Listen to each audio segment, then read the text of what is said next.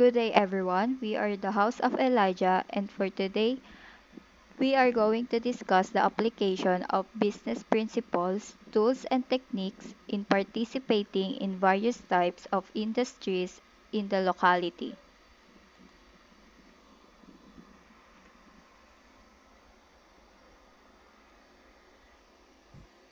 Application of business principles. There are 8 fundamental principles of business. Number 1, have a quality product. Having a quality product is a must for all businesses so that you can gain trust or increase your income from your customers or consumer. Quality is critical to satisfying your customers and retaining their loyalty so they may continue to buy from you in the future. Customer will always come back to you if the price is a little bit higher and it is because of the quality. Even if the product is slightly cheaper, the quality of the product is needed to be considered because most customer is on cheap price level. Number 2, know your industry and competitors. You need to understand that the market that you're in. You need to know what your competitor are doing so that you can do a better job. It is important because knowing everything about them or your competitors like positioning, pricing, strengths, and weaknesses can help you to make your products, services, and marketing stand out to your target customer. You can use the knowledge to create marketing strategies that can take advantage of your competitors' weaknesses and improve your own business performance. In that way, you will not end up being left behind in your industry instead. You are competing that business about. Number 3, promote your product and services.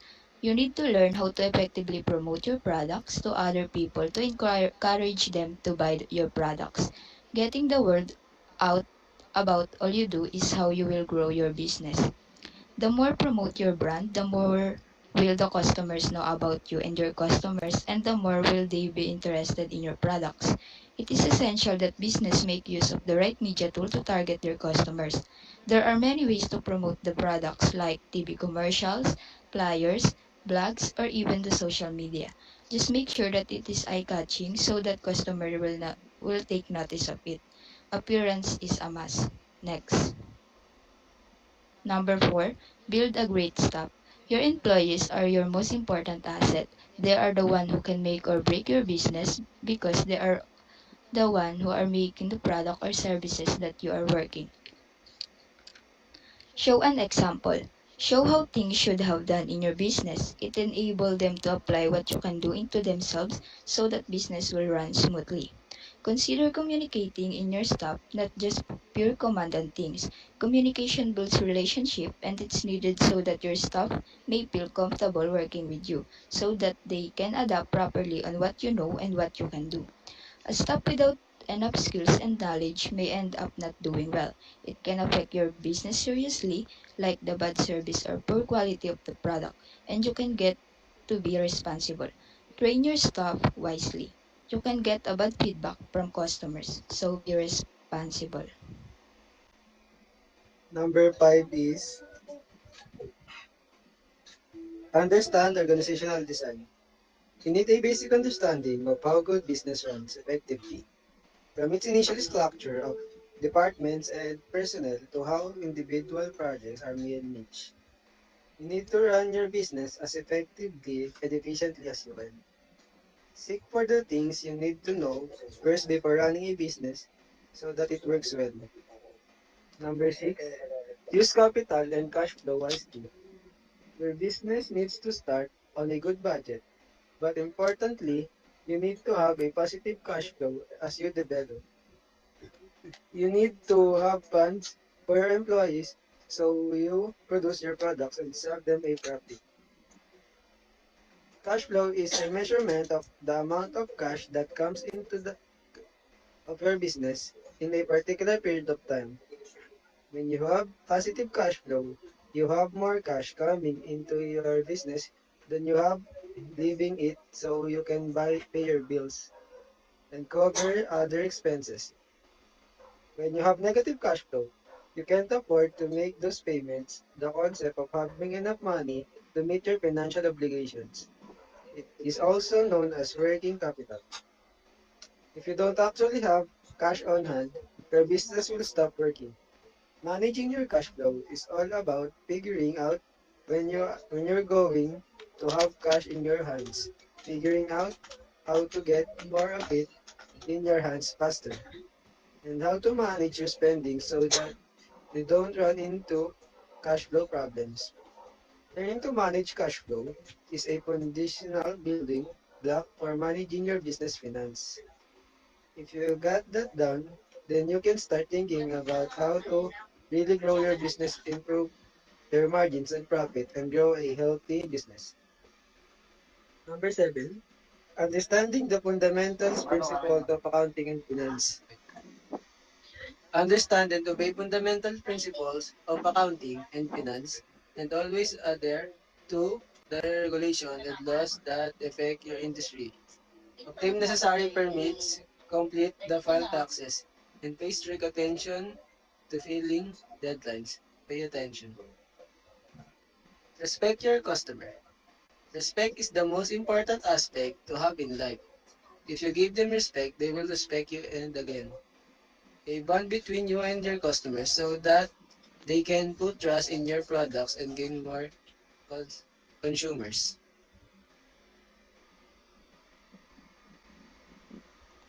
So the next is application of business tools. There are two types of it, traditional tools and contemporary or digital tools.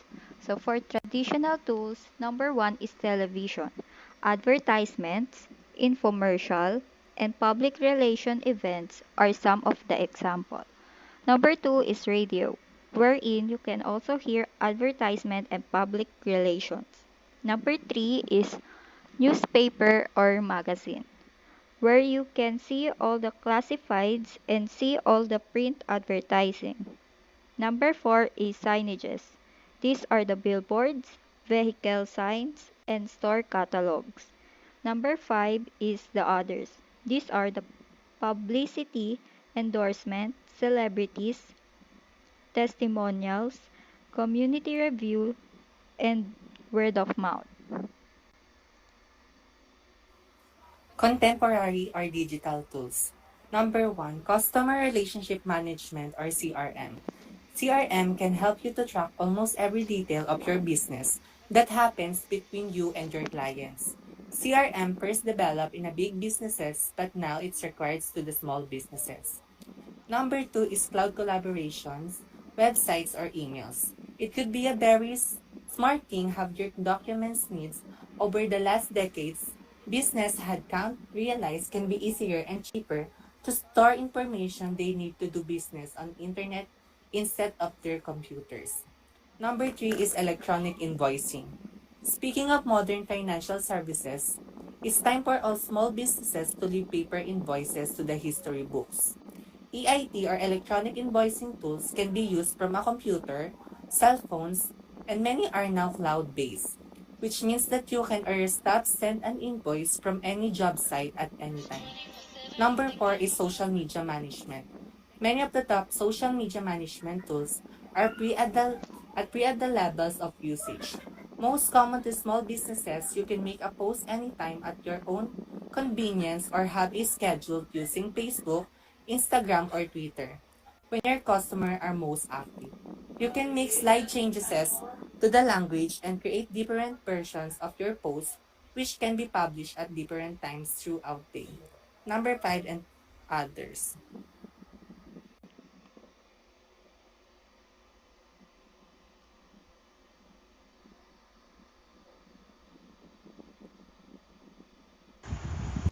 The next is SWOT analysis. SWOT analysis stands for strengths, weaknesses, opportunities, and threats. It can be a great way of summarizing various industry forces and determining their implication for the business in question. Strengths. Characteristics of a business which given its advantage over its competitors. Weaknesses. Characteristics of a business that make it disadvantageous relative to competitors. Strength and weaknesses are internal factors. They are things that you as a business owner have the power to change. Organization strengths are things your company does well and the qualities that set you apart from your competitors. Strength might also be asset and resources within your business, like knowledge, knowledgeable team members, or proprietary technology. Weaknesses are things that could be holding your business back. These are things your competitors do better than you or things your business lacks. Opportunities.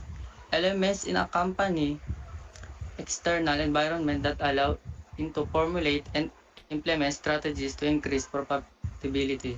Threats. Elements in the external environment that could endanger the integrity and profitability of the business.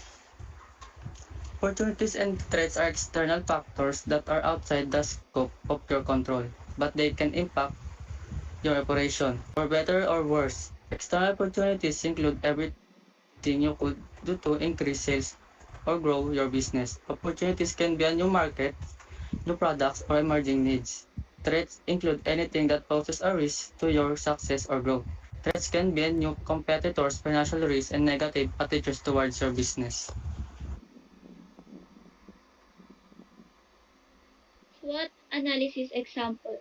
To help you get a better sense of what a SWOT example actually looks like, we're going to look at Upper Crust Pies, a specialty meat and fruit pie cafe in Michigan's Upper Peninsula.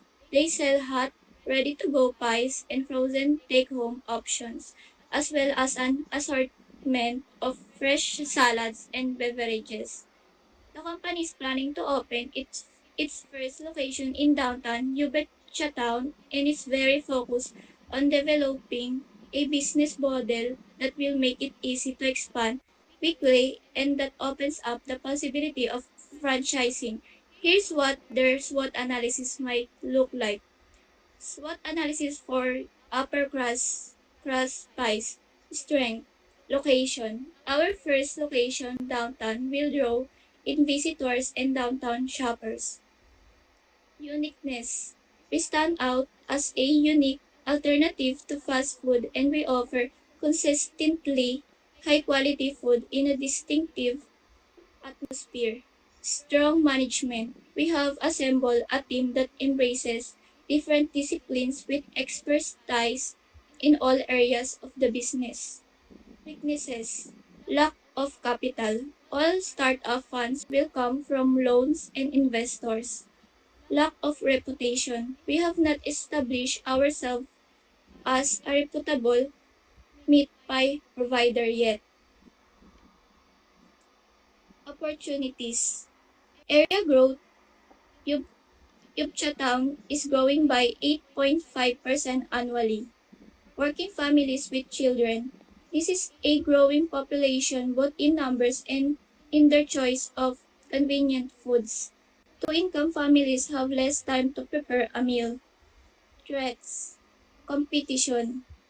One competitor sells similar pies and has loyal customers as well as a relationship with businesses that regularly buy from them.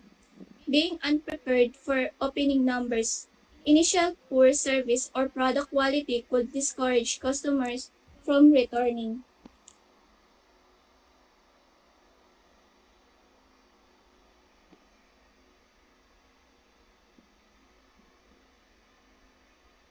So, various types of industries and locality.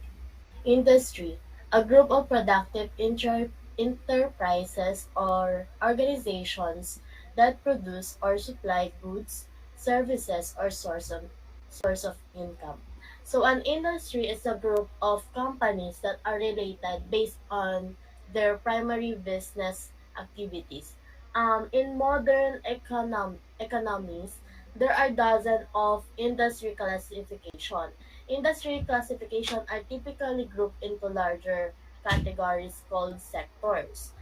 And there are three three industries are customarily classified such as primary industry, secondary industry, and tertiary industry. So now let's have the primary industry. This sector of a nation's economy includes includes forestry, forestry, fishing, mining, quarrying, and extraction of minerals. It may be divided into two categories: genetic industry, including the production of raw materials that may be increased by human intervention in the production of process, and extractive industry, including the production of exhaustible raw materials that cannot be augmented through cultivation. So the second one is the secondary industry.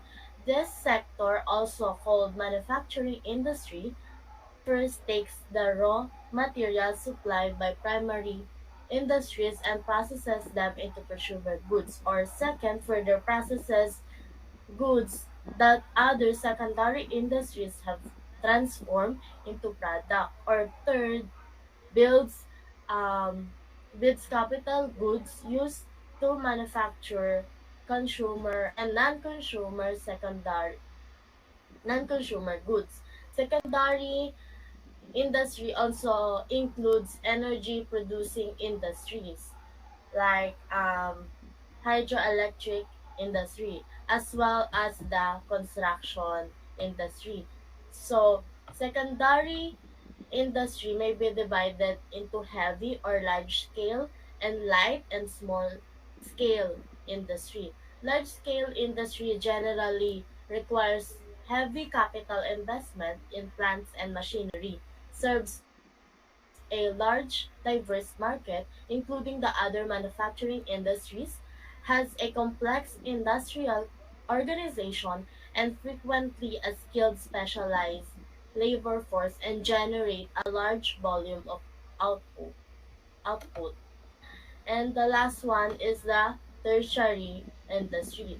This sector, also called a service industry, includes industry that, while producing no tangible goods, provide services or intangible gains or generate wealth. In free market and mixed economies, this sector generally has a mix of private and government enterprise. The industry of the sector include the banking, finance, insurance, investment, and real estate services, and also the wholesale, retail, and resale trade, and in transportation, information, and communication services, and in professional consulting, legal, and personal services such as tourism, hotels, restaurant, and entertainment.